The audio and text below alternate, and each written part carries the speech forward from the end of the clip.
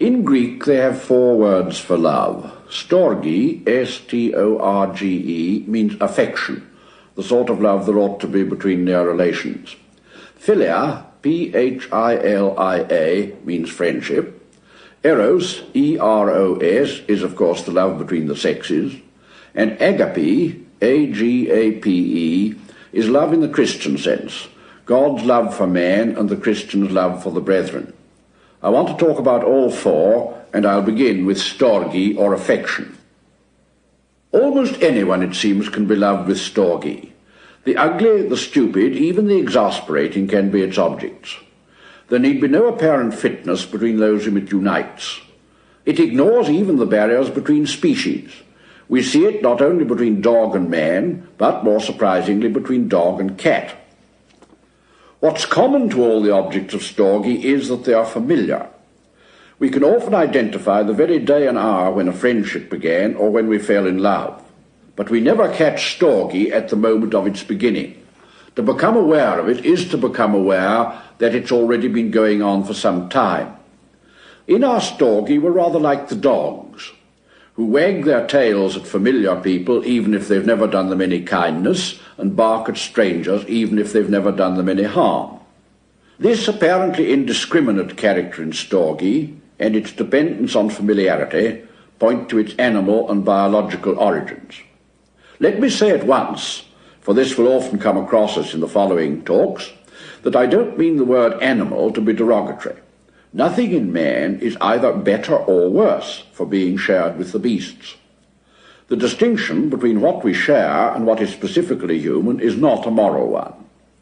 When we blame a man for behaving like a beast, we mean that he displays characteristics common to man and beast on occasions where those peculiar to man were demanded. What we call brutality in man, say in a Russian or German torturer, is usually behaviour which the brutes in fact don't exhibit. My Greek lexicon defines storgē as affection, especially of parents to offspring, and that, I've no doubt, is the original form of the thing as well as the central meaning of the word. We understand the later, more remote ramifications of it if we start with the right basic image: a mother nursing a baby, a bitch or a cat with a basket full of puppies or kittens, all in a squealing, nuzzling heap together, continuously moving yet somehow at rest, a warm animal smell and all the noises. But while the original form of storgē is thus seen in the nursery or the basket, it branches out in all directions. But however far storgē travels from its source, it still retains from it a strong flavour. It's usually the humblest of the loves. It gives itself no airs. Storgē is modest, even furtive and shamefaced. Storgē has a very homely face, so have many of those for whom we feel it. It's no proof of your cleverness or perceptiveness or refinement that you love them, nor that they love you. To have to produce storgē in public is like getting your household furniture out for a move. It was all right in its native place, but it looks tawdry out of doors. And the feeling of storgē is so nearly organic, so gradual, so unemphatic, that you can no more pride yourself on it than on getting sleepy towards bedtime. It lives with humble, undressed, private things: the thump of a drowsy dog's tail on the kitchen floor, the sound of a sewing machine, easy laughter and easy tears on some shrewd and wrinkled old face, a toy left on the lawn. It's the most comfortable and least ecstatic of loves. It is to our emotions what soft slippers and an easy, almost worn-out chair and old clothes are to our bodies. Wraps you round like a blanket, almost like sleep.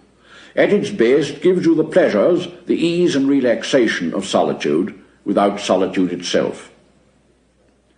If we were talking about drinks, our section on gin would certainly have to note the fact that besides being a drink in its own right, gin is an excellent base or medium for several mixed drinks.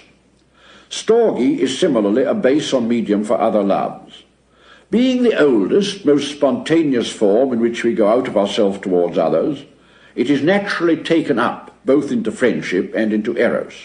One might say it clothes them. In the end, all those things about your friends, which had nothing to do with the friendship originally, become dear because they become familiar. As for Eros, I can think of few things more distressing than to experience it for more than a very short time without Storgē. Every good marriage, even every courtship, makes for its Eros, so to speak, a nest of Storgē, like the nest of rice you build for your helping of curry. This relation between Eros and Storgē is well seen in the two outward expressions they have in common. One is the kiss. Which borrowed this from the other I don't know. It's not enough to say that you kiss your child and you kiss the woman you love, but in very different ways, for kisses between lovers aren't always lovers' kisses.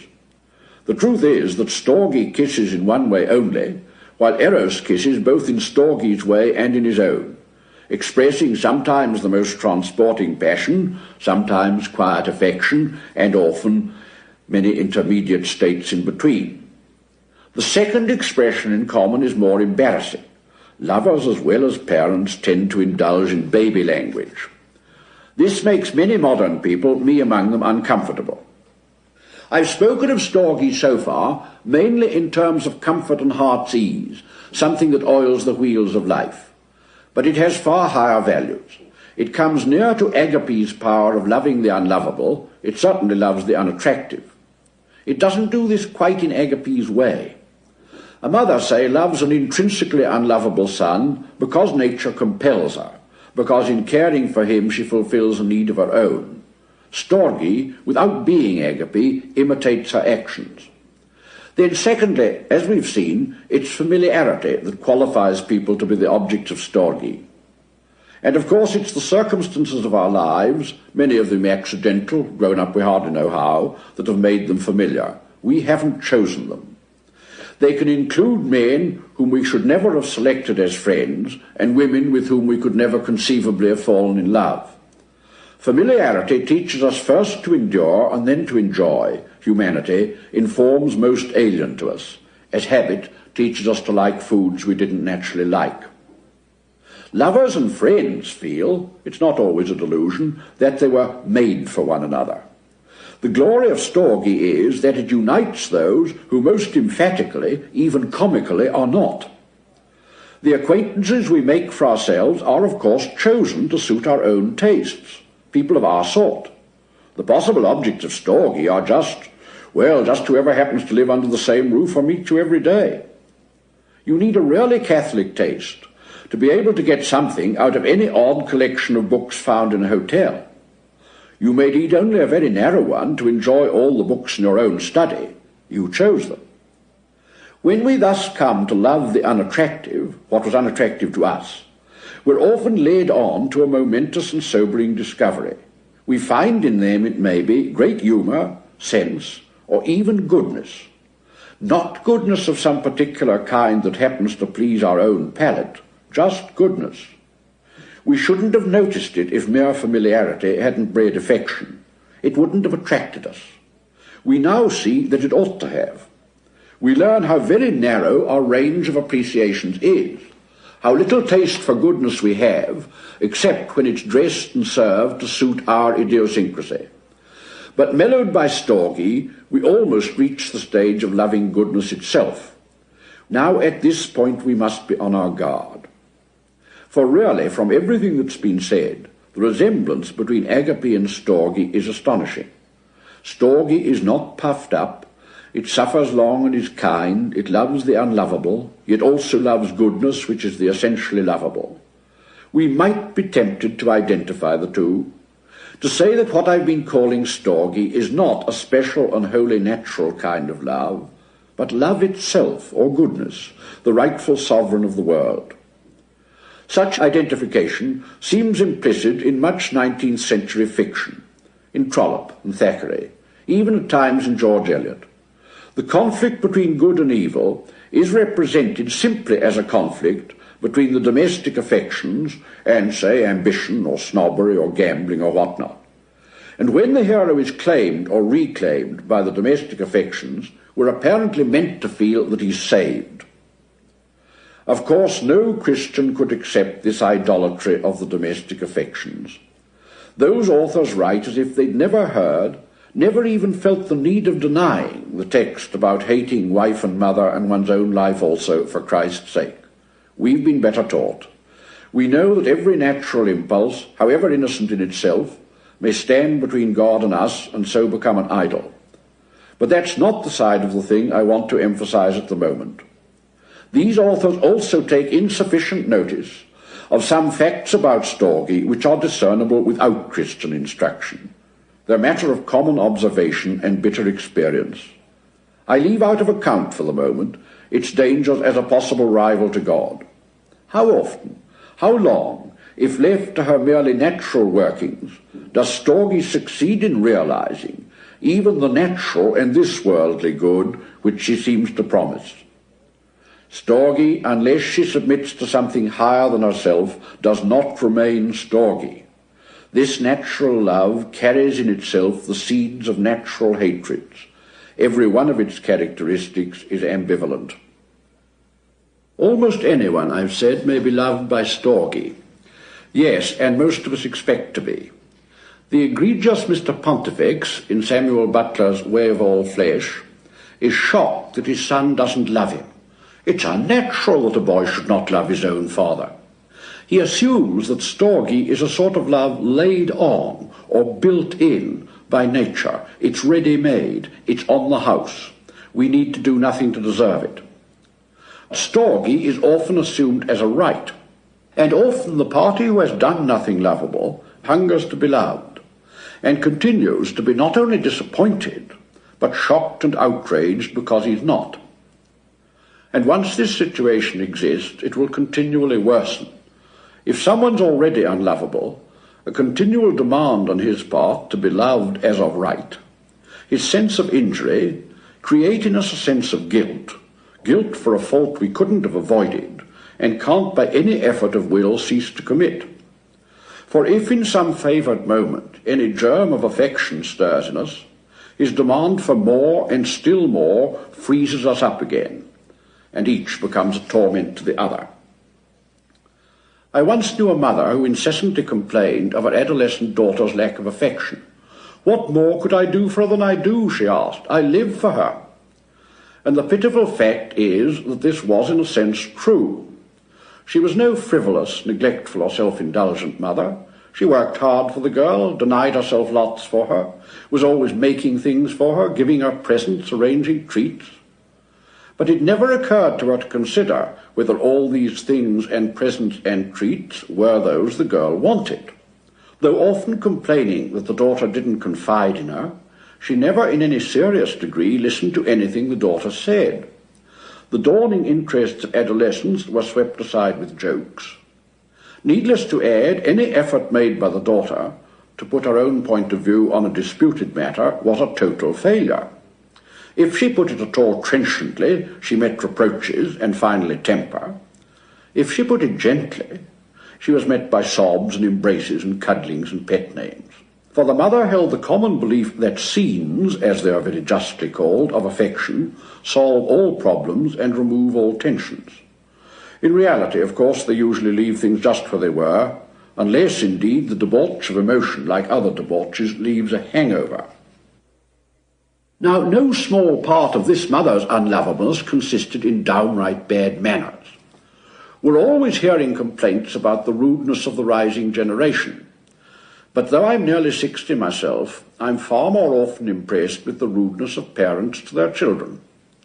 Who has not been the embarrassed guest at family dinners where one or other of the parents treated their grown-up offspring with an incivility which, practised on any other young people, would have terminated the acquaintance?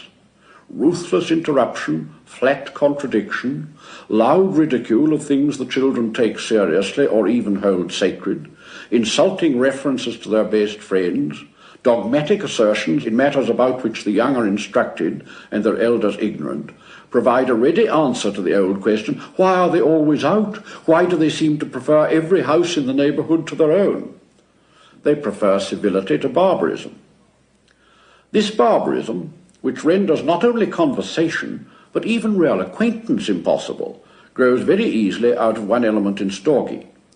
I've compared it to old clothes and slippers, an undress affair. But this most delightful and important element can be revoltingly misinterpreted and abused. It is right to wear your old clothes at home, but not to wear the same underclothes till you smell. It's a sort of distinction some people don't seem to make. Because home is, or should be, a place where formality of manners isn't required, they think it's a place where no manners are required. Of course, the mistake is made only by people of a certain inner and essential grossness. Those who leave their good manners behind them when they come home from the party can have had no really good manners even there. But of course, in such a mother as I'm speaking of, there's a far darker streak. The daughter is to have everything she can give, but if possible, nothing that anything or anyone else gives. This is important because it's not a departure from Storgē, it's a congenital malady in Storgē. Storgē's born with the tendency to it. It's not a weakness which needs specially adverse conditions to bring it out. It will come out unless measures are taken to guard against it. And you see how it naturally arises from the very origins of Storgē. The whole appeal of the baby or of the young is their total dependence on the mother. And of course, it's not only mothers who respond to that. We all, in some measure, feel the appeal of the helpless. And if in supplying their needs we also gratify an emotional need of our own, there's no harm in that. A duty is none the worse for being also a pleasure. Yes. But of course, as the creature ceases to be helpless, this particular pleasure will cease. All the activities involved in caring for a child, for instance, are directed to that end. We feed it and wash it and teach it to walk and talk in order that it may presently do all these things without our help. We are, or should be, labouring to make ourselves unnecessary. Does the knowledge I am no longer necessary strike like a nail? If so, we must, I believe, conclude that our Storgē was not the sort of love that desires the good of its object. We have desired for it not good as such, but only that amount and kind of good which we could gratify our own need by giving. Those who cannot bear to become unnecessary have various ways of dealing with the situation. The least mischievous is to set up a substitute object such as a spoiled dog. Much less desirable is the attempt to persuade yourself that you still are needed after all. This, of course, is done by inventing imaginary needs in the other parties. You can thus work your fingers to the bone doing things for your family. True, a moment's reflection, or even your family's repeated assertions, would tell you that most of these things were unnecessary, undesired, and a perfect nuisance to everybody. It's no use to tell the corresponding type of woman that she'd much better discontinue her works of supererogation, because if she did, she would be faced with the very fact she's trying to avoid. So long as she keeps on, she can feel necessary, and she has also other gratifications. The laboriousness reassures her about the quality of her love, a subject on which she has repressed doubts. It whispers to her, as long as her back aches and her feet burn, how much I must love them if I do all this. But also, more terribly, the unappreciativeness of the others, the unforgettable wounding words, for any words will wound a person of that sort, in which they point out that the laundry really does the washing very much better and they can afford to send it out, or that they all actually prefer cold lunches, give her what seems just cause for her feeling of ill usage. Therefore, for the sweets of resentment, she is so obviously in the right and they in the wrong. But can resentment be sweet to those who love? It's perhaps a question of terminology. Certainly, ordinary usage allows us to describe as love many states which already contain a very substantial ingredient of hatred.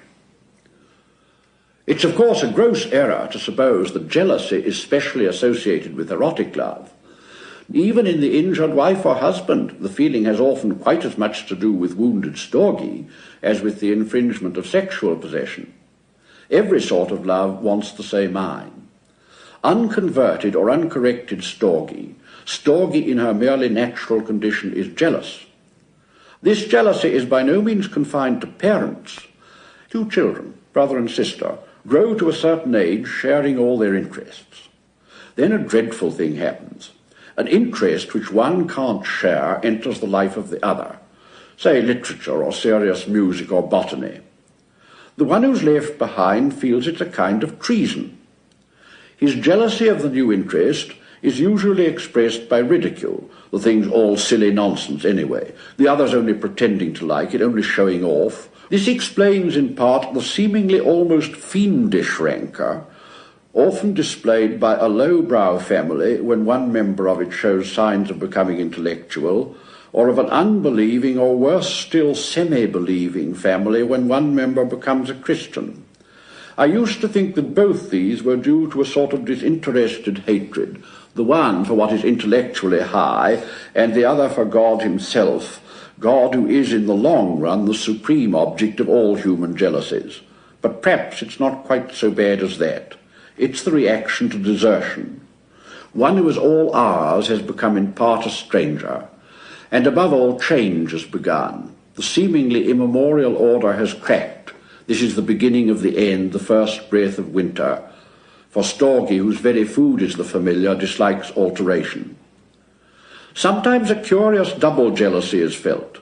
We're jealous of the new interest because it has stolen the heart we loved, but it's possible at the very same moment to be jealous the other way round. Supposing for a moment there were, after all, anything in all this classical music or this religion, why in heaven's name should he or she see it when we don't?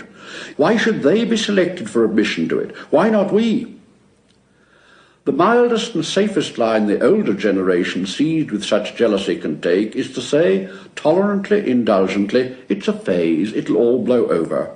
This is a capital device, for it's very galling to the chit or whippersnapper you're talking at, and at the same time not very easy to resent.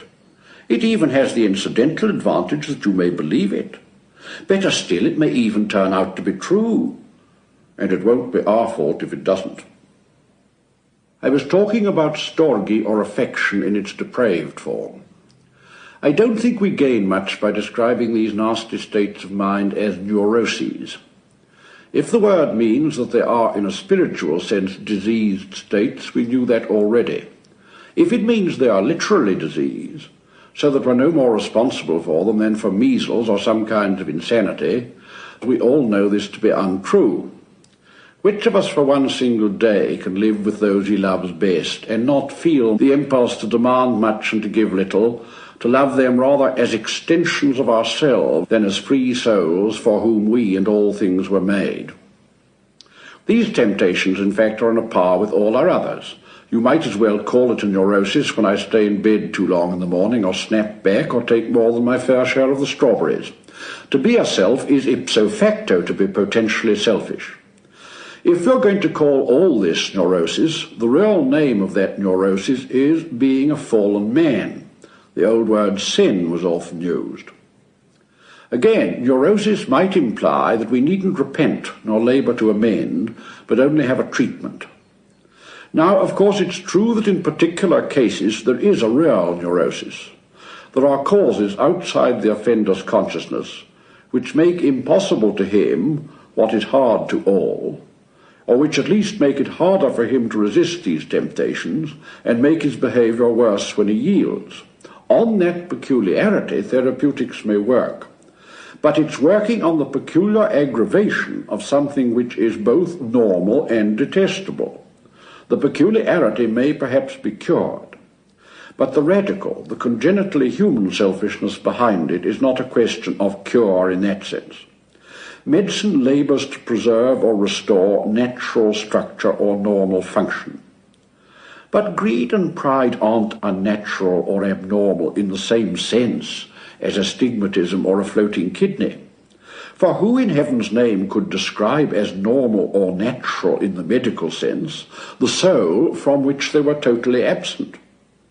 Natural in a quite different sense, if you like, arch-natural, seen only once since the fall, and certainly not at all like the psychologist's picture of the integrated, adjusted, balanced, happily married, satisfactorily employed, popular, regular citizen. You can't really be so well adjusted to your world, you know, if it ends by nailing you up to a stake of wood. But long before this, I expect, some listener wants to interrupt me with the protest, I thought you defined storgē as a kind of love. All these horrors you've been describing are not love at all, they're unlove. And of course such a listener's perfectly right. One way of treating my subject would be to say that just as there is none good but God and nothing good but goodness, so there are no loves but love itself, the very love, and that what I call the other and natural loves are not loves at all in their own right, but become so only insofar as they participate in the very love. Well, I welcome everyone who was thinking that before we began, and I shall have failed with everyone who isn't thinking it by the end. And after all, Storgē, even in its depraved condition, has many of the characteristics of what we call love in ordinary speech. It desires some good for its object. It feels pain when the object is absent, though not always pleasure when it's present, and anxiety when the object is in danger.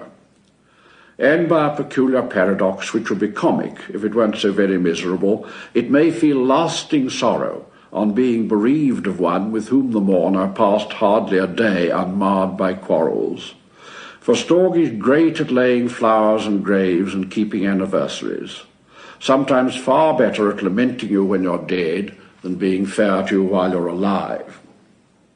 This is the reason, I think, why one often feels disgust at many of the sentimental songs about Storgē, like Home Sweet Home. They treat as holy something which is really capable of and in need of sanctification. The songs are, in a word, idolatrous. They make Storgē a goddess. Those who treat Storgē like a goddess are her enemies as well as ours.